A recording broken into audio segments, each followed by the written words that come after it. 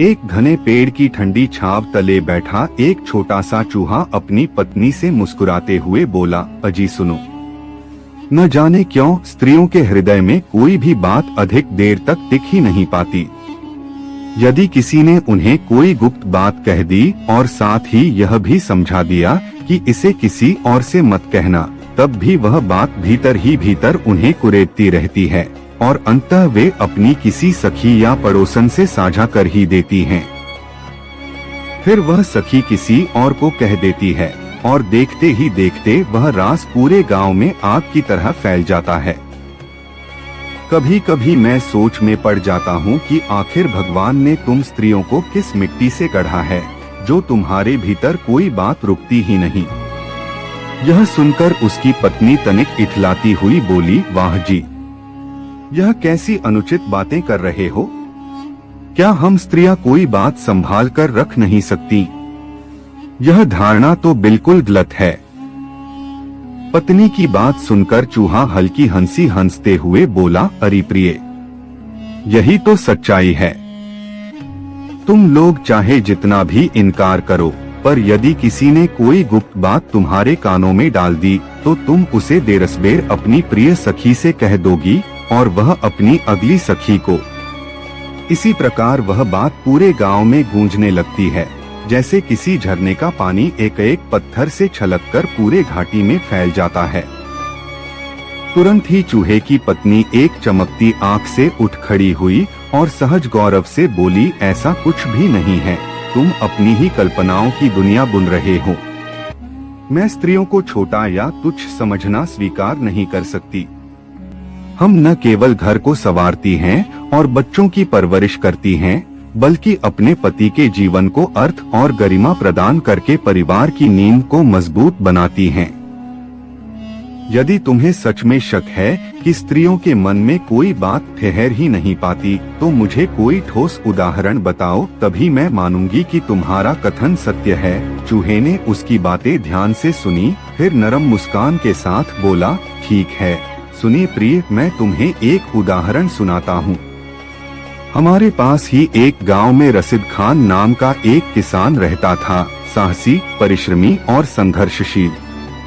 वह खेतों में दिन रात एक सा परिश्रम करता, अपने कुटुंब की भलाई के लिए हर कठिनाई सहता और कभी भी अपनी पत्नी को दुखी नहीं देख पाता था।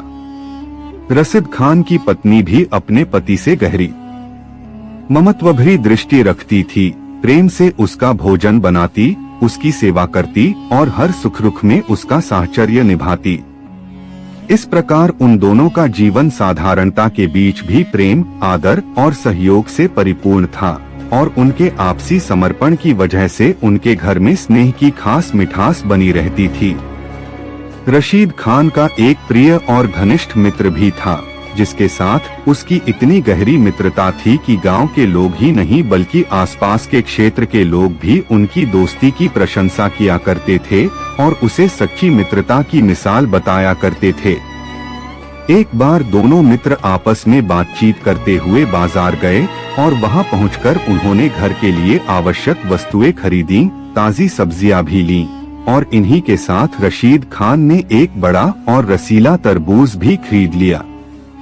इसके अतिरिक्त उसने पास ही की एक दूसरी दुकान से लाल रंग का एक डिब्बा भी खरीदा और फिर दोनों मित्र सामान लेकर वापस लौटने लगे।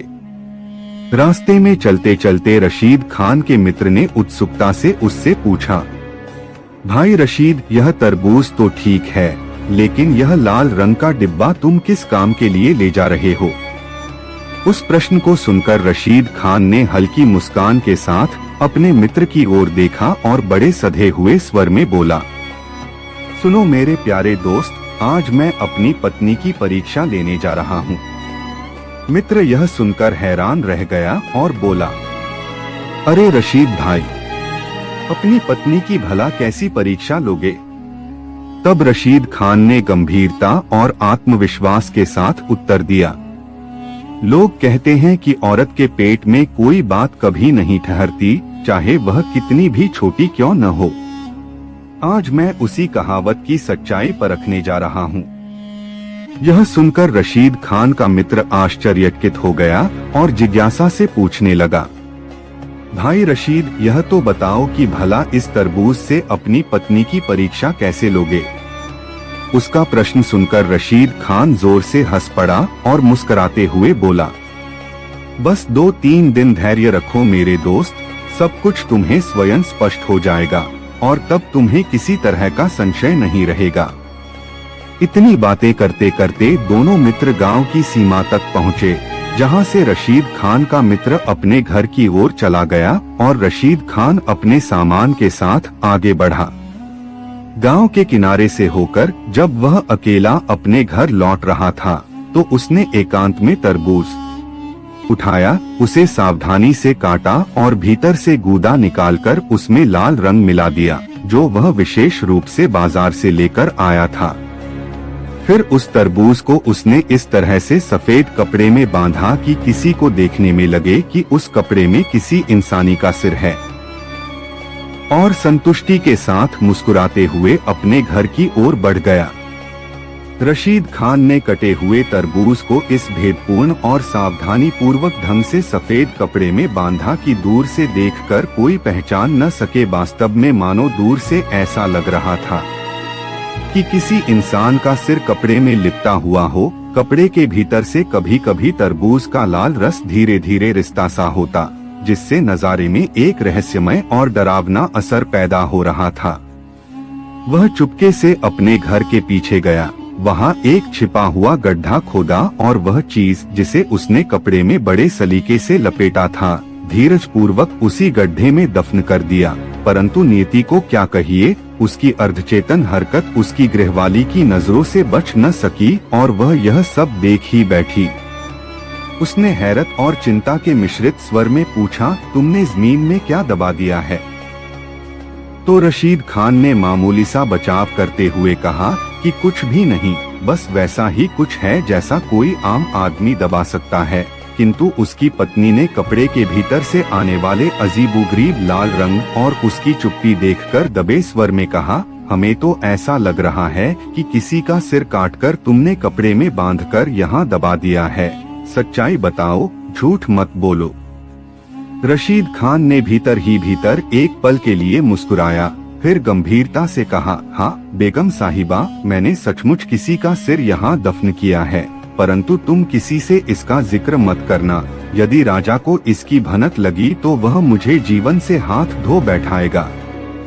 उसकी गृहवाली बेखबर डर और आश्चर्य के बीच ने कसम खाकर कहा कि वह कोई बात किसी से नहीं कहेगी, और फिर सब कुछ सामान्य होते दिखाने के लिए रशीद ने घर में आकर निश्चिंत भाव से भोजन पर बैठने का अभिनय किया। पर उस रात के सन्नाटे में दोनों के मन में छिपे हुए भय और रहस्य की गूंज अनायास ही बनी रही। रशीद खान की बेगम ने नम्रता और स्नेह से उसे भोजन परोसकर आत्मीयता पूर्वक बैठा दिया। रशीद ने दिल खोलकर भोजन किया और रात के सन्नाटे में दोनों एक दूसरे की गोद में चैन से सो गए। पर वह रात कुछ गुलाब सी खामोशी और अनकहे भय की तरह उनके भीतर घर कर गई।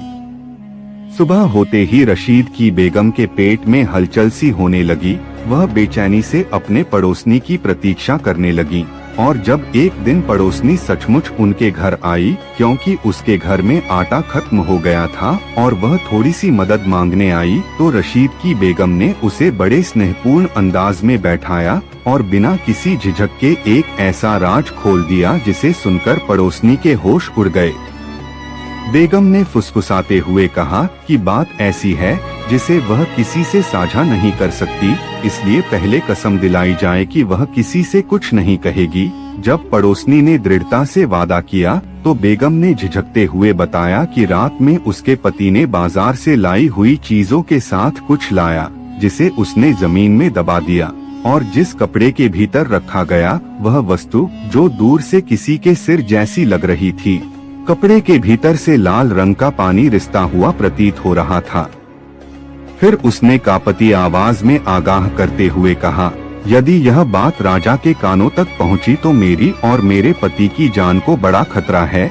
आखिर तुम किसी से एक शब्द भी नहीं कहना, यह राज हमारे घर के लिए जीवन और मृत्यु का विषय बन सकता है।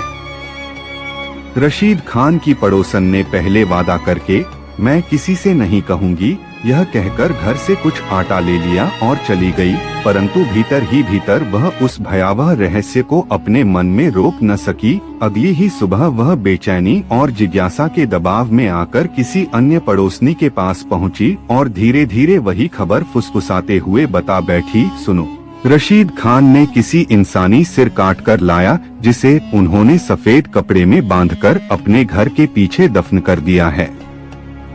यह बात अब कान से कान तक फैलने लगी, क्योंकि एक एक कर लोग उसने सुनी गई बात को दूसरों तक पहुंचाते रहे, और जिस तरह सूखी पत्तियां हवाओं में उछलती हैं, वैसे ही यह अफवाह गांव की गलियों से होकर शहर तक पहुंच गई। लोग आश्चर्य और भय से भर उठे और घटनास्थल की अफवाहें हवा हवेली की तरह फैलती चली गईं। अंततः वह काली सी खबर उस सीमा को पार कर गई जहां से लौटना कठिन था, यहां तक कि वह राजदरबार तक पहुंच गई। और इसी तरह यह रहस्यमयी बात धीरे धीरे पूरे क्षेत्र में फैलते हुए राजा के कानों तक भी पहुंच गई, जिससे उस पर शंका और तकलीफ की एक भयानक परत छा गई।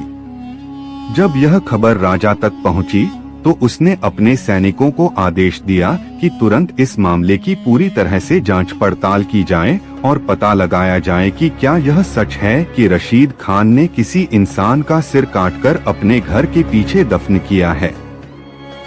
राजा के आदेश को लेकर उसके सैनिक तुरंत चल पड़े और रशीद खान के घर पहुंचे। रशीद खान अपने घर के पास आराम से बैठे थे कि तभी राजा के सैनिकों ने उनका नाम लेकर कहा, आपका नाम रशीद खान है न? रशीद ने भीतर ही भीतर मुस्कुराते हुए सोचा, अच्छा, इसका मतलब वह खबर सचमुच राजा तक पहुंच गई है। कुछ क्षण सोच विचार करने के बाद उन्होंने बाहर ही मन कहा, हाँ, मेरा ही नाम है। सैनिकों ने कड़ाई से पूछा, तो यह बताओ, तुमने सचमुच किसी इंसान का सिर काटकर कहाँ दफन किया? इसी बीच आसपास के लोग एकत्रित होने लगे और रशीद खान का मित्र भी वहां पहुंच गया। उसके मित्र ने तुरंत मित्रता और चिंता के मिश्रित स्वर में पूछा, रशीद भाई, सच्चाई बताओ, दोस्ती की कसम, क्या तुम सच में किसी इंसान का सिर काटकर अपने घर के पीछे दफन कर दिए हो?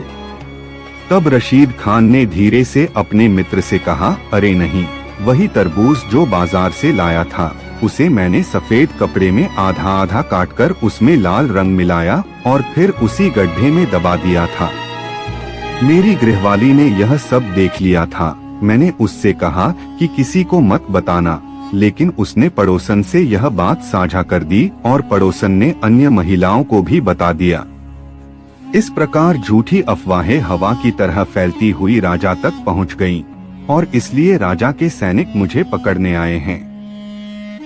तभी रशीद खान का मित्र मुस्कुराते हुए बोला, अच्छा, यह तो सही बात है। सचमुच औरतों के पेट में कोई बात नहीं रुकती, जब तक कि वह किसी दूसरी पड़ोसन से कह न दें, तब तक उनकी रोटी भी ठीक से नहीं हजम होती। आज इस कहावत की सच्चाई हम सबके सामने आ गई। इतना कहकर रशीद का मित्र राजा के सैनिकों से आगे बढ़कर पूरी विस्तार से घटनाक्रम सुनाने लगा, और उसने उन्हें बताया कि कैसे झूठी अफवाहें फैलकर राजा तक पहुंची थीं। सैनिकों ने यह सुनकर आश्चर्य व्यक्त किया और कहा, हम इस पर विश्वास नहीं कर सकते, पहले उस जगह खुदाई कराओ और देखें कि असलियत क्या है। राजा के आदेशानुसार सैनिकों ने रशीद खान के घर के पीछे खुदाई कराई। जैसे ही मिट्टी हटाई गई तो वहां सफेद कपड़े में लिपटा हुआ और लाल रंग से दागदार तरबूज मिला, जिसे काटा हुआ पाया गया।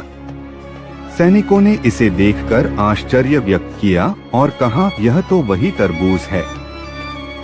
फिर सैनिकों ने रशीद खान को पकड़कर राजा के दरबार में ले गए। उनके साथ उनका मित्र भी था और राशिद खान की पत्नी भी, जिसने पूरी घटना का साक्षी बनकर इसका विवरण राजा को सुनाना था।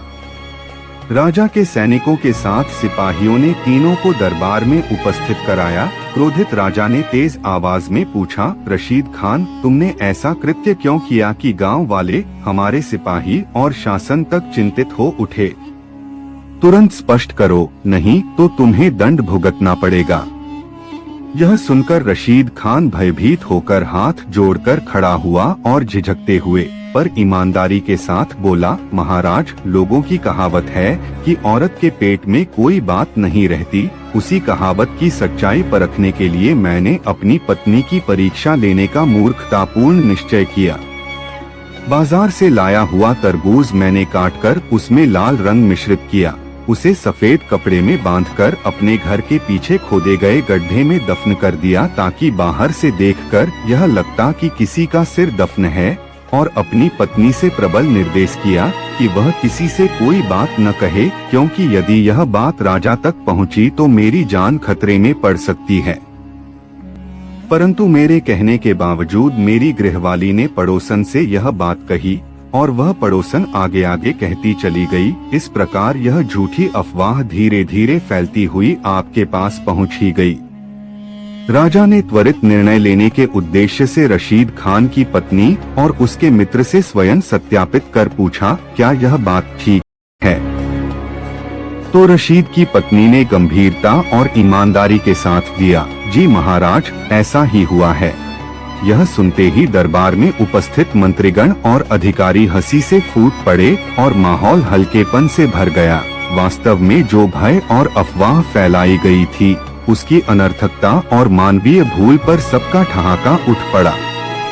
आठ राजा ने उसीलिए परामर्श करते हुए आदेश दिया कि तीनों को तुरंत छोड़ दिया जाए और किसी प्रकार की शासकीय सजा न दी जाए। आदेश सुनते ही रशीद खान, उसका मित्र और उसकी पत्नी मुस्कुराते हुए और आपस में बातें करते हुए शांति से अपने घर की ओर चल पड़े, और गांव में भी धीरे धीरे वही राहत और हंसी फैल गई। तब चूहे ने अपनी पत्नी से मृदु हंसी के साथ कहा, सुनो प्रिय, मैंने तुम्हें जो सबूत दिए वे सामने आ गए। यह साबित हो गया कि औरत के पेट में कोई बात कभी टिकती ही नहीं, और यदि कुछ और रह गया है तो तुम बताओ। उसकी पत्नी ने प्रेम और विनम्रता से उत्तर दिया, हाँ स्वामी, तुम सही रहे, तुम जीत गए और मैं हार गई। इसके बाद दोनों ने एक दूसरे की ओर मुस्कुराकर आंचल में शांति और स्नेह बांट लिया, और वे प्रेमपूर्ण सौहार्द के साथ अपने सामान्य सुखी जीवन की ओर लौट चले।